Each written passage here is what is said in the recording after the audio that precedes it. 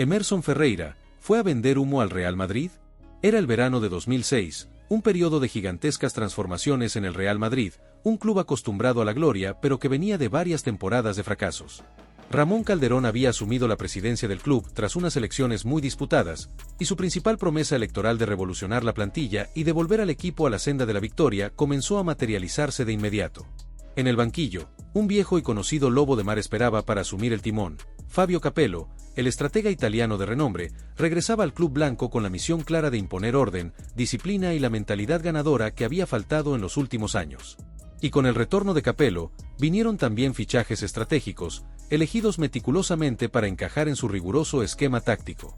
Uno de esos fichajes clave fue, precisamente, Emerson. El talentoso mediocampista brasileño llegó al Real Madrid el 19 de julio de 2006, un fichaje impulsado directamente por Capello, quien lo conocía a la perfección de sus exitosas etapas en la Roma y más recientemente, en la Juventus. Emerson provenía de la Juventus, un club donde había sido un pilar de solidez y consistencia durante 2 temporadas. Su traspaso se cerró por una cifra de 16 millones de euros, una cantidad considerable para un jugador de su edad en aquel momento. Era un reflejo inequívoco de la inmensa confianza que la nueva directiva y el cuerpo técnico depositaban en su vasta experiencia, su liderazgo silencioso y su probada capacidad para rendir al más alto nivel.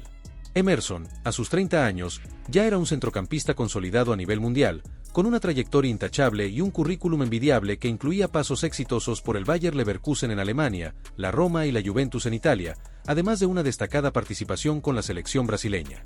Las expectativas al llegar al Real Madrid eran sumamente claras y exigentes. Emerson debía ser la estrella del mediocampo, el encargado de aportar el equilibrio defensivo tan anhelado, la contención necesaria frente a los ataques rivales y la experiencia crucial para un equipo que, pese a contar con figuras rutilantes, había adolecido de una alarmante falta de solidez y disciplina táctica en los últimos años.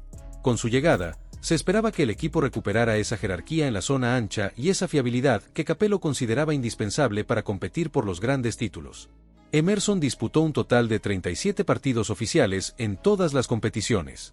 En la Liga, la competición principal, participó en 28 encuentros, siendo una presencia habitual en el 11 titular o como revulsivo desde el banquillo. En la prestigiosa UEFA Champions League, jugó 7 partidos, aportando su experiencia en el medio campo en el torneo continental. A nivel de aportación ofensiva, no era, por supuesto, su rol principal ni lo que se le demandaba, pero aún así logró anotar un gol y proporcionar una asistencia en todas las competiciones. El paso de Emerson por el Real Madrid no fue, ni de lejos, el más vistoso ni el más aclamado de su ilustre trayectoria. Pocas veces acaparó los titulares por su magia o sus goles espectaculares.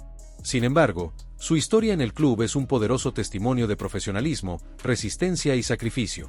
Llegó con la difícil tarea de ser un obrero incansable en un equipo de galácticos, rodeado de jugadores de un perfil mucho más mediático.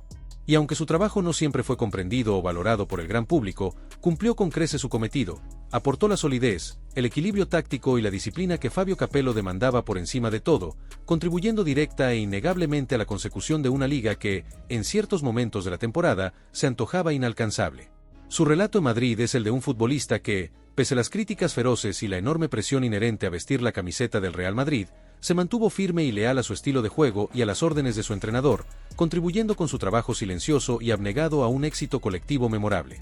Fue un engranaje fundamental en un equipo que, contra todo pronóstico y superando infinidad de adversidades, resurgió de sus cenizas para conquistar el campeonato liguero en una de las definiciones más emocionantes de la historia.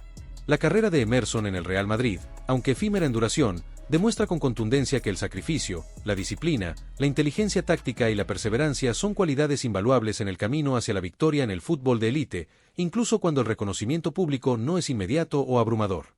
Su legado en el club blanco es el de un campeón silencioso, una pieza clave en la forja de una liga inolvidable, un ejemplo de la importancia del trabajo invisible para el éxito colectivo.